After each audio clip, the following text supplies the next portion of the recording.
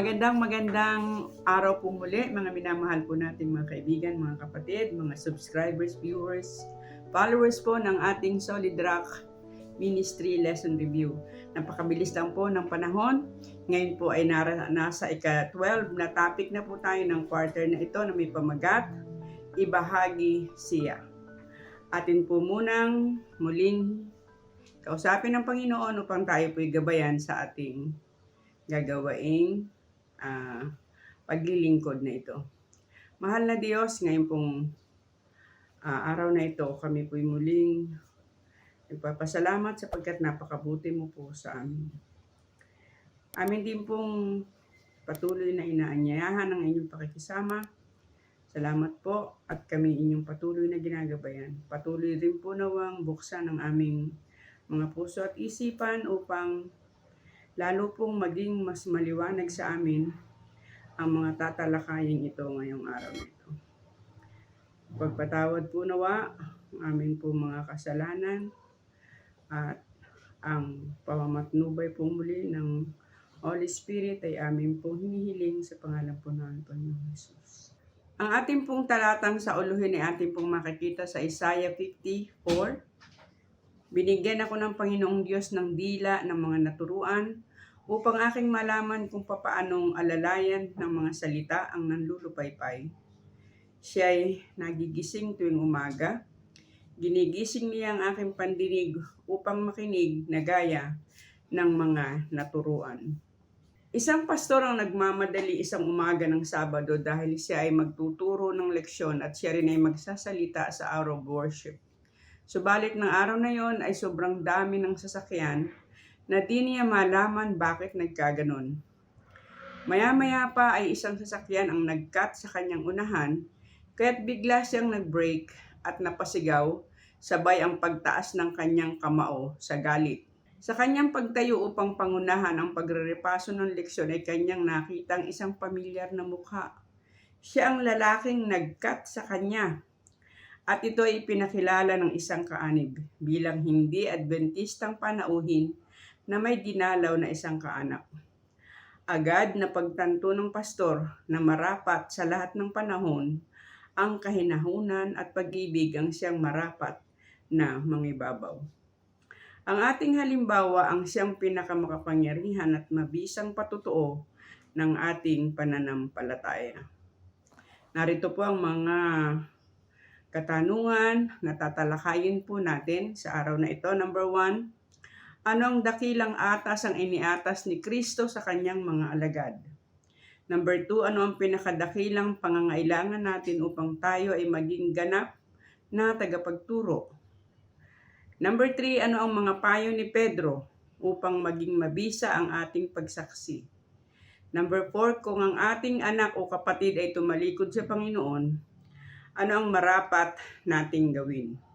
And number 5, sa mga nagkasala at tumalikod sa Diyos, ano ang marapat nating gawain? Balik po tayo sa question number 1. Ano ang dakilang atas ang iniatas ni Kristo sa kanyang mga alagad?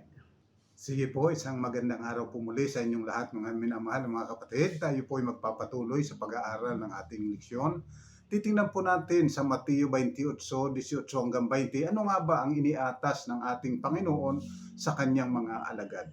At lumapit si Jesus sa kanila at sila'y kanyang kinausap na sinasabi, ang lahat ng kapamahalaan sa langit at sa ibabaw ng lupa ay naibigay na sa akin. Dahil dito magsiyaon nga kayo at gawin ninyong mga alagad ang lahat ng mga bansa na sila'y inyong bautismuhan sa pangalan ng Ama, ng Anak, at ng Espiritu Santo. Naituro ninyo sa kanila ang kanilang ganapin ang lahat ng mga bagay na inuutos ko sa inyo, at narito ako'y sumasa inyong palagi hanggang sa katapusan ng sanglibutan.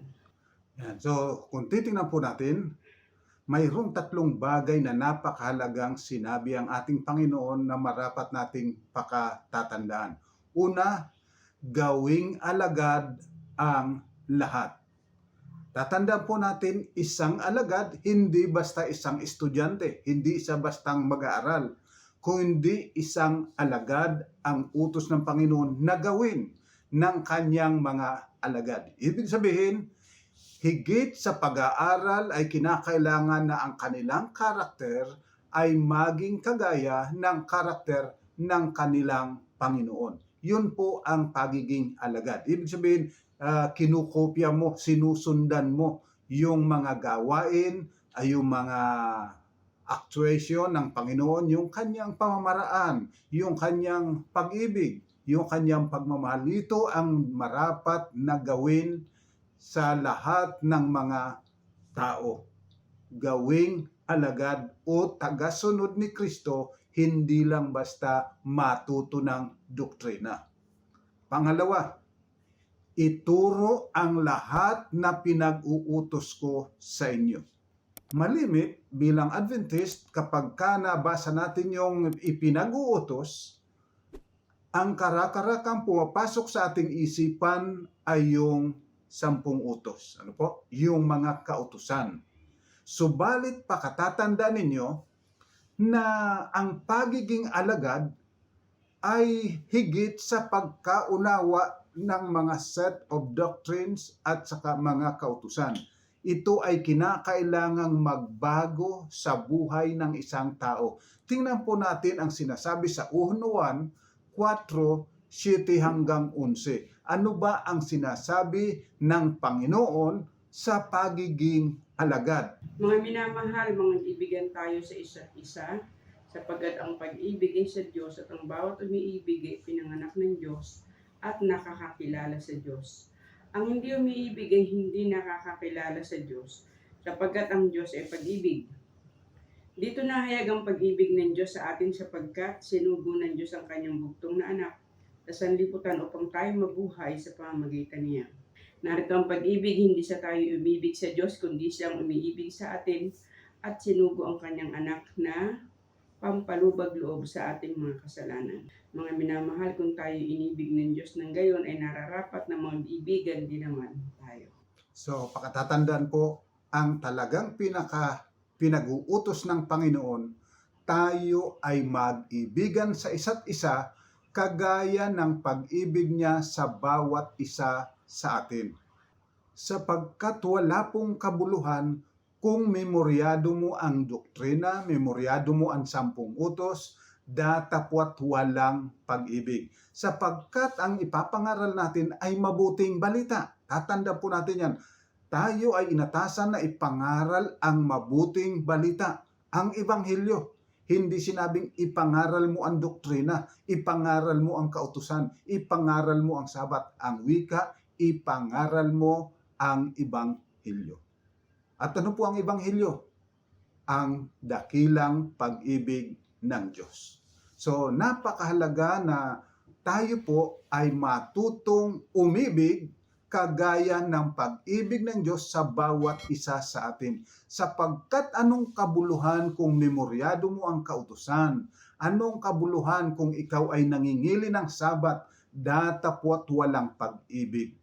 Sapagkat ang sabi ni Pablo, kung walang pag-ibig, para ka lang batingaw na umaalingaw-ngaw.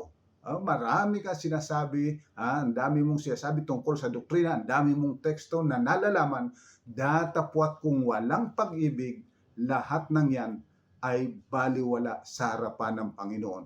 Para ka lang yung parisiyo. Kung tutusin, yung mga parisiyo, talagang kapag pinag-usapan ng kautusan, memoryado. Datapwat pakatatandaan, memoryado man natin ang doktrina, memoryado man natin ang kautusan. Kung walang pag-ibig, para kang batingaw na umaalingaw-ngaw, ang wika ni Pablo. Kaya mga minamahal, napakahalaga po. Dito sinasabi, kung hindi tayo natututong mag-ibigan sa isa't isa, wala pa sa atin ang pag-ibig ng Diyos. Wala pa sa atin yung Ebanghelyo. At hindi pa tayo matatawag na mga alagad. Estudyante marahil, oo, pero hindi alagad. Okay, at ngayon po sa ating pangalawang katanungan, ano ang pinakadakilang pangangailangan natin upang tayo ay maging ganap na tagapagturo? Ayan, titingnan po natin ang sinasabi ni Pedro sa kanyang 2 sulat, Kapitulo 3, talatang 18, ano ang sinasabi? Datapot magsilago kayo sa biyaya at sa pagkakilala sa ating Panginoon at tagapagligtas na si Hesus Kristo. Sumakanya nawa ang kalwalhatian ngayon at magpakailanman siya nawa. Yan. So, ang sabi po, magsilago kayo sa biyaya. Kinakailangan tayo ay mapuno ng biyaya ng ating Panginoon sapagkat dapat makilala natin ang Panginoon kung paano siya'y nagmamahal sa lahat ng tao, maging doon sa mga umaalipusta sa Kanya. So, yun po ang marapat nating matutunan. So, ang kailangan, lumago po tayo. So, kailangan po natin, una, pag-aaral ng matimtiman sa karakter ng ating Panginoon. Yung kanyang pag-ibig sa sangkatauhan, pag-aralan po natin mabuti. Lalo na yung inilalarawan doon sa pagharap ng ating Panginoon sa mga tao nung kanyang kapanahunan. Paano siya nakitungo sa mga tinatawag na mga makasalanan? Paano siya nakitungo sa mga panatiko? Kinakailangan pag-aralan po nating mabuti yun para lumago tayo sa biyaya. At syempre pa, huwag mawawala yung pananalangin at pakikiusap sa Panginoon na tayo ay pagkaluban ng bagong espiritu. Espiritong mapagpakumbaba, espiritong puspos ng pag-ibig at pagmamahal, pagmamalasakit sa kapwa. Okay, at sa ating pong pangatlong tanong, ano ang mga payo ni Pedro upang maging mabisa ang ating pagsaksi? Tingnan po natin sa 1 Pedro 3, 8 hanggang 15, ano naman ang kanyang sinasabi. At napakahalaga po, ito'y basahin natin paulit-ulit kung maaari upang matanim ng malalim sa ating puso at sa ating mga isipan. Katapos-tapusan kayong lahat ay magkaisang akala, madamayin, mga ibigang tulad sa magkakapatid, mga mahabagin, mga mapagkumbabang pag-iisip, na huwag ninyong gantihin ng masama ang masama, unang alipusta ang pag-alipusta, kundi ng pagpapala, sapagkat dahil dito, kayo'y tinawag upang kayo'y mga gumana ng pagpapala. Sapagkat ang magnais umibig sa buhay at makakita ng mabubuting araw, ay magpigil ng kanyang dila sa masama at ang kanyang mga labi ay huwag magsalita ng daya. At tumalikod siya sa masama at gumawa ng mabuti. Hanapin ang kapayapaan at kanyang sundan. Sapagkat ang mga mata ng Panginoon ay nasa mga matuwid at ang kanyang mga pakinig ay sa kanilang mga daing. Ngunit ang mukha ng Panginoon ay laban sa mga nagsisigawa ng masama. At sino ang sa inyo ay aapi kung kayo'y mapagmalasakit sa mabuti? Datapwat kung mangagbata kayo ng dahil sa katwiran ay mapapalad kayo, at huwag kayong mga takot sa kanilang pangtakot, at huwag kayong mga gulo, kundi inyong ariing banal si Kristo na Panginoon sa inyong mga puso na lagi kayong handa ng pagsagot sa bawat tao na humihingi sa inyo ng katwiran tungkol sa pag-asang nasa inyo, ngunit sa kaamuan at takot. Ayan, so napakaliwanag po ng sinasabi rito ni Pedro. Yung ating karakter, yun ang pinakamabisang instrumento sa pagtuturo at pangangaral. Ang wika nga ni Ellen G. White, yung well-ordered family at yung ating karakter, ito ang makapangyarihan na higit sa lahat ng sermon na pinagsama-sama. Ano? Yung lahat ng sermon sa buong mundo, pag sama-samahin mo na, daig sa kapangyarihan ng isang mabuting karakter. So, kinakailangan yung katangian ni Kristo, yung kanyang pag-uugali, ito ang makita sa atin. Kaya nga ang sabi, gawin ninyong mga alagad. At siyempre pa, una sa lahat, tayo marapat maging alagad. Sapagkat ang alagad lamang ang makagagawa ng alagad. Ang tupa, siya lang ang maaaring manganak ng tupa. Ang kambing hindi maaaring manganak ng tupa. So, ito ang napakahalagang maunawaan po natin na kinakailangan na ang ating mga katangian ay mabago katulad ng katangian ng ating Panginoon upang ang ating pangangaral, ang ating pagtuturo ay maging kapaki-pakinabang. Sapagkat kung tayo ay malayo ang karakter sa Panginoon, mawawala ng saysay ang ating lahat ng ginagawa. Baka dumating ang Panginoon at sasabihin sa iyo, lumayo ka sa akin, hindi kita kilala. Okay, at sa atin naman pong tanong, number 4, kung ang ating anak o kapatid ay tumalikod sa Panginoon, ano ang marapat nating gawin?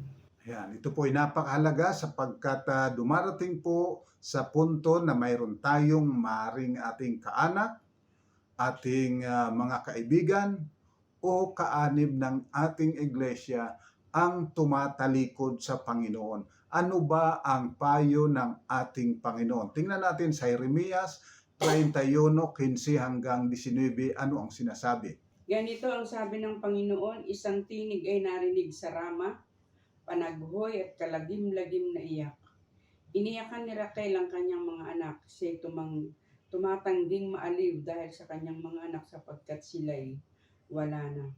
Ganito ang sabi ng Panginoon, iyong pigilin ang iyong tinig sa pag-iyak at ang iyong mga mata sa mga luha, sapagkat gagantihin ang iyong mga gawa, sabi ng Panginoon, at sila'y magsisibalik na mula sa lupain ng kaaway. At may pag-asa sa iyong huling wakas, sabi ng Panginoon, at ang iyong mga anak ay magsisiparoon ulit sa kanilang sariling hangganan. Tunay na aking narinig ang Ephraim na nananaghoy sa kanyang sarili ng ganito. Inyong pinarusahan ako at ako'y naparusahan na parang buya na hindi hirati sa pamatok. Papanumbalikin mo ako at ako'y manunumbalik sa iyo sapagkat ikaw ang Panginoon kong Diyos. Tunay na pagka panumbalik ko sa iyo ay nagsisi ako at pagkatapos na ako'y maturuan ay nagsugat ako ng hita. Ako'y napahiya, oo, dito, sapagkat aking dinala ang kakutyaan ng aking kabataan. Yan, ang sinasabi po rito, stop worrying. Tigilan mo na yung mga pag-iyak. Alam po ninyo, kapag tayo ay nag-worry, kapag tayo ay bigong-bigo, kapag minsan tayo ay nakapagsasalita ng mga bagay na hindi marapat, na sa halip na ating maibalik, ay lalo namang nalalayo at nagtutumigas ang kanilang mga puso.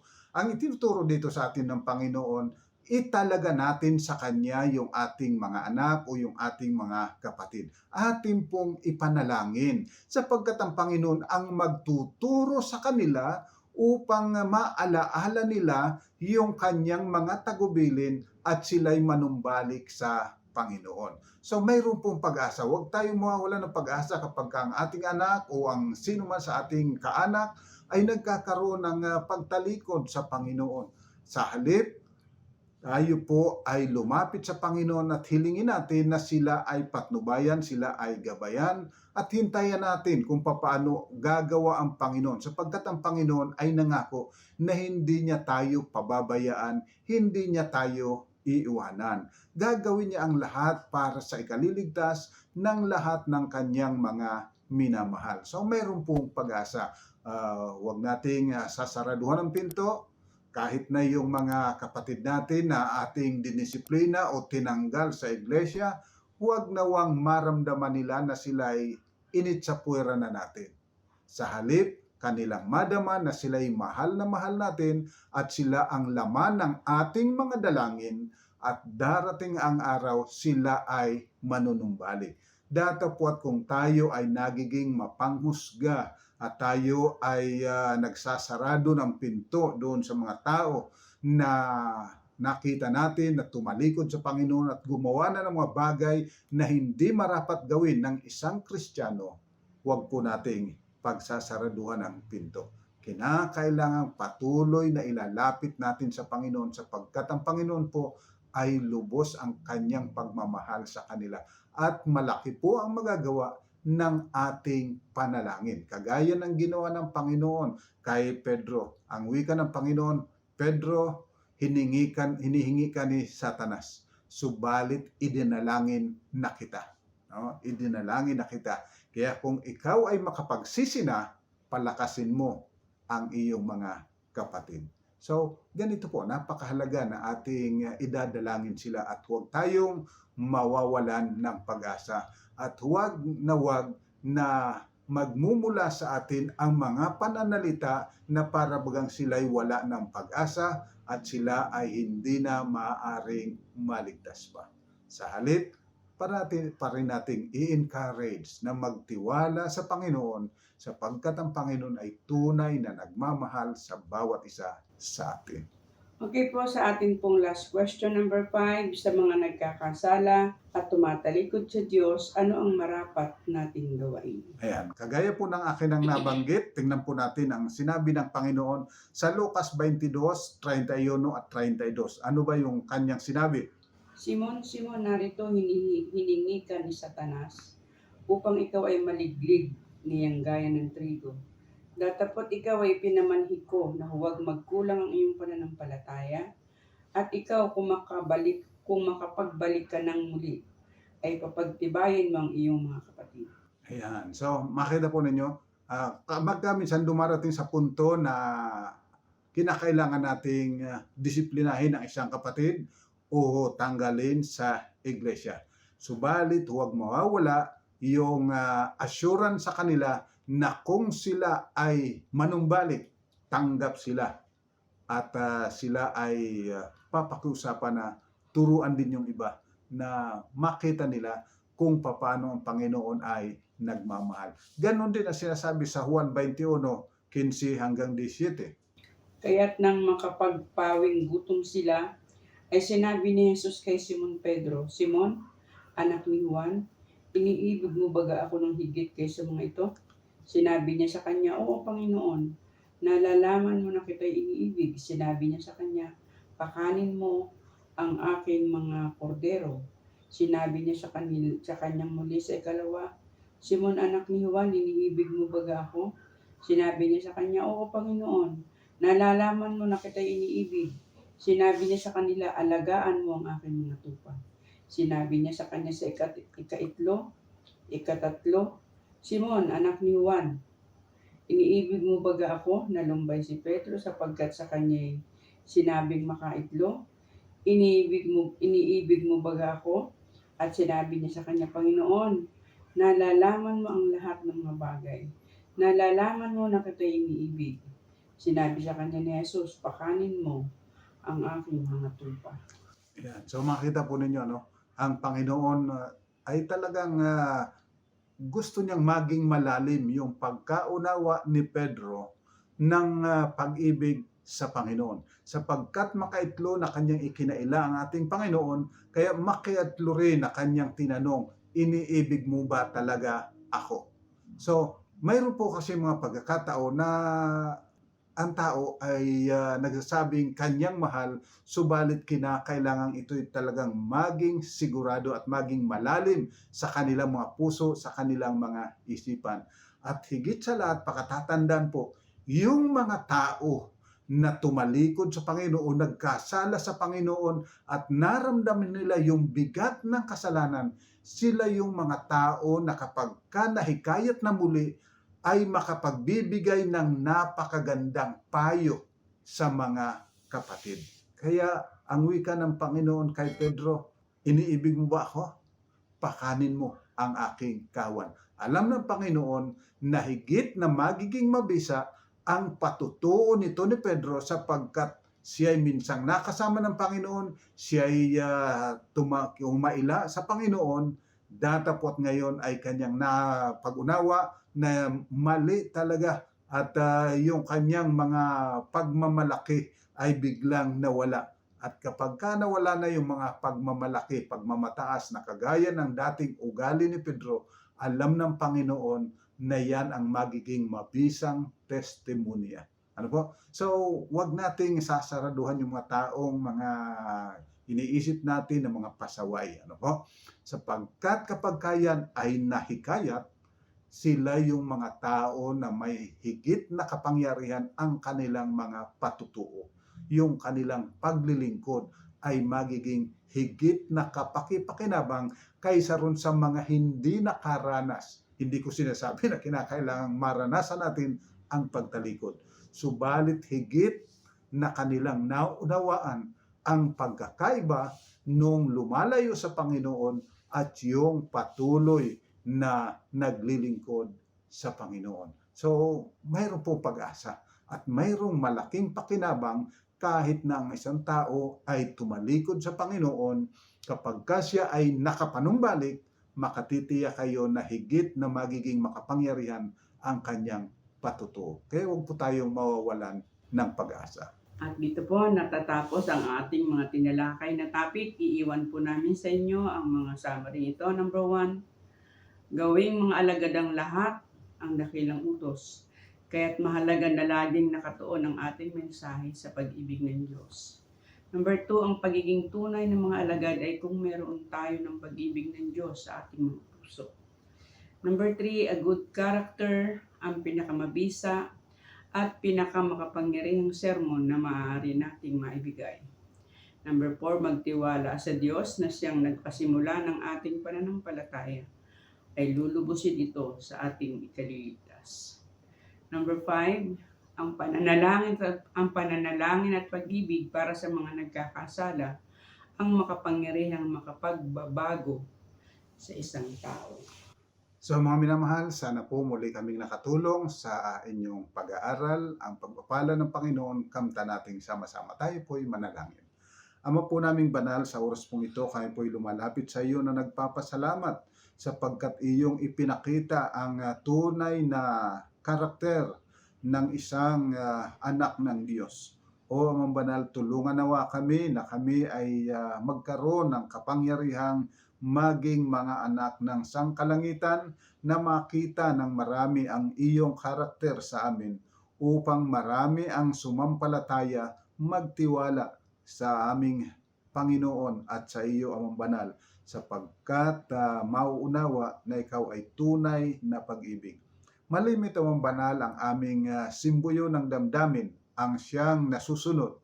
Subalit kami po'y nakikiusap, ang iyo po namang Banal na Espiritu ang siyang mag-control sa aming mga puso at isipan upang bawat salita, bawat kilos na makikita at marinig sa amin ay pawang mga puno ng iyong mayamang biyaya. Ipagpatawad po ang lahat ng aming pagkukulat at pagkakasala at patuloy po na pagpalain ng bawat isa sa amin kasama ng aming mga mahal sa buhay sa ngalan po ng aming Panginoong Jesus. Amen. So buhay na po mga minamahal, patuloy po na ang biyaya ng Diyos ay kamta nating sama-sama hanggang sa susunod po tayo muling magsama-sama sa pag-aaral ng salita ng Panginoon.